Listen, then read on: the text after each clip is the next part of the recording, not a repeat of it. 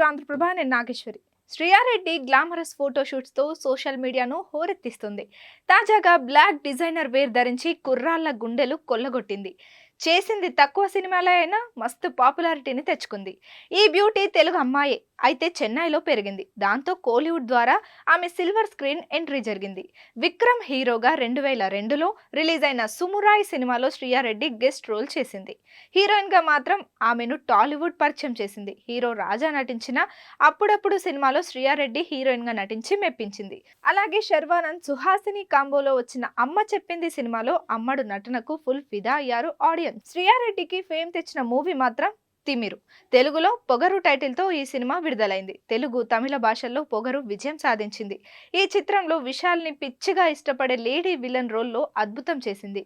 ఆమె నటన చాలా వైల్డ్ గా ఉంటుంది. ఇక 2023 సెన్సేషనల్ సలార్ లో రాధారమ మన్నార్ అనే పవర్ఫుల్ లేడీ పాత్రలో మెస్మరైజ్ చేసింది.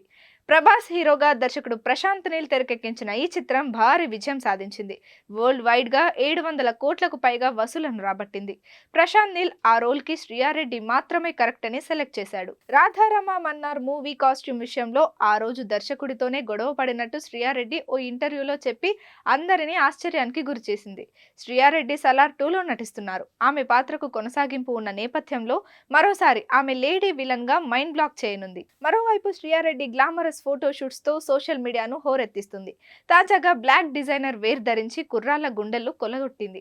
శ్రీయారెడ్డి లేటెస్ట్ ఫోటోషూట్ వైరల్ అవుతుంది. ఈ బ్యూటీ అందాలపై నెటిజన్స్ పలు కమెంట్స్ చేస్తున్నారు.